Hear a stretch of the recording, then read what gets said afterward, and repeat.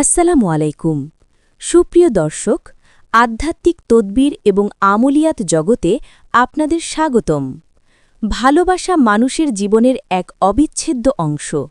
কিন্তু অনেক সময় দেখা যায় প্রিয় মানুষটি দূরে সরে যায় কিংবা সম্পর্কের মাঝে ভুল বোঝাবুঝি সৃষ্টি হয় অনেকেই আমাকে অনুরোধ করেছেন এমন একটি আমল দিতে যা দ্রুত এবং শক্তিশালীভাবে কাজ করে তাই আজ আমি আপনাদের সামনে উপস্থাপন করছি কিতাব থেকে সংগৃহীত একটি অত্যন্ত শক্তিশালী বশীকরণ নকশা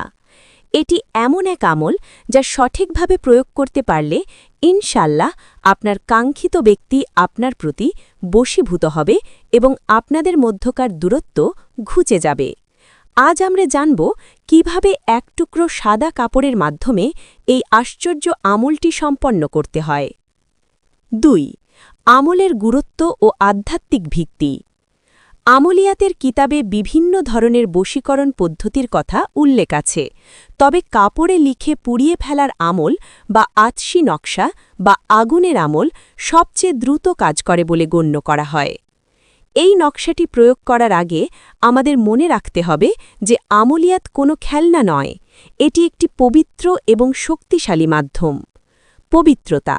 আমল করার সময় শরীর এবং পোশাক অবশ্যই পাক পবিত্র হতে হবে একাগ্রতা আপনার মনে যদি দৃঢ় বিশ্বাস এবং কাঙ্ক্ষিত ব্যক্তির প্রতি অকৃত্রিম ভালোবাসা না থাকে তবে আমল কাজে নাও আসতে পারে সঠিক উদ্দেশ্য মনে রাখবেন এই আমলটি কেবল জায়েজ বা বৈধ সম্পর্কের জন্য যেমন স্বামী স্ত্রী বা বিয়ের উদ্দেশ্যে করা উচিত কোনো অসৎ উদ্দেশ্যে এটি ব্যবহার করলে হিতে বিপরীত হতে পারে ৩ প্রয়োজনীয় উপকরণ এই আমলটি সম্পন্ন করতে আপনার খুব বেশি সরঞ্জামের প্রয়োজন হবে না তবে যা ব্যবহার করবেন তা যেন ত্রুটিমুক্ত হয় আপনার প্রয়োজন হবে ১ টুকরো পরিষ্কার সাদা কাপড় সুতি কাপড় হলে ভালো হয় ২ জাফরান কালি বা কালো মার্কার জাফরান ও গোলাপ জলের কালি দিয়ে লিখতে পারলে কাজের গুণাগুণ বহুগুণ বেড়ে যায় যদি না পান তবে নতুন একটি কালো কলম ব্যবহার করুন ৩ সুগন্ধি বা আতর নকশাটি লেখার পর তাতে সামান্য আতর লাগিয়ে নেবেন ৪ একটি নিরিবিলি স্থান যেখানে কেউ আপনাকে বিরক্ত করবে না ৪ নকশাটি লেখার সঠিক সময় ও নিয়ম এবার অত্যন্ত মনোযোগ দিয়ে শুনুন এই আমলটির মূল চাবিকাঠি হল এর সময় এবং লিখন পদ্ধতি সূত্র দিন ও সময় এই আমলটি করার জন্য নির্ধারিত দিন হল শনিবার রাত ১২টার পর এই আমলটি করা সবচেয়ে উত্তম কারণ এই সময়ে চারপাশ নিস্তব্ধ থাকে এবং রুহানি শক্তিগুলো কার্যকর হয় লিখন বিধি জায়নামাজে বসে কিবলামুখী হয়ে বসুন মনে মনে আপনার কাঙ্ক্ষিত ব্যক্তির চেহারা কল্পনা করুন এরপর সাদা কাপড়ের টুকরোটিতে নকশাটি অঙ্কন করুন নামের ব্যবহার নকশার নিচে অবশ্যই কাঙ্ক্ষিত ব্যক্তির নাম এবং তার মায়ের নাম যেমন অমুক বিনতে অমুক পরিষ্কারভাবে লিখতে হবে নাম ভুল হলে আমল কাজ করবে না ৫ প্রয়োগ ও পুড়িয়ে ফেলার নিয়ম নকশাটি লেখা শেষ হলে আপনি কাপড়ের টুকরোটি ভাঁজ করে নিন এরপর এতে সামান্য আতর মেখে নিন প্রয়োগবিধি শনিবার রাতে যখন সবাই ঘুমিয়ে পড়বে তখন একটি নিরাপদ স্থানে যেখানে আগুন থেকে বিপদ হবে না সেখানে গিয়ে কাপড়ের টুকরোটি জ্বালিয়ে দিন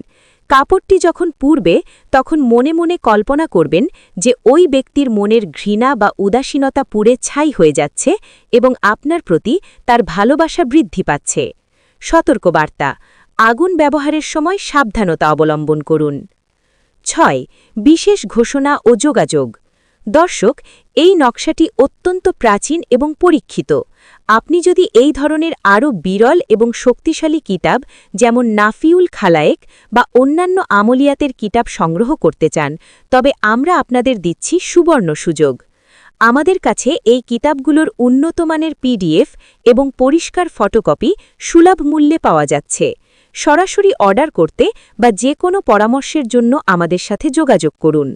হোয়াটসঅ্যাপ নম্বর 01838371368 আমরা সারা বাংলাদেশে কুরিয়ারের মাধ্যমে কিতাব পাঠিয়ে থাকি এবং হোয়াটসঅ্যাপে ইনস্ট্যান্ট পিডিএফ ডেলিভারি দিই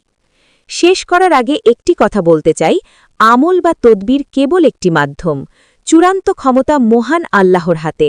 তাই আল্লাহর ওপর ভরসা রেখে আমলটি করুন। আপনার উদ্দেশ্য যদি সৎ হয় তবে ইনশাআল্লাহ আপনি সফল হবেন।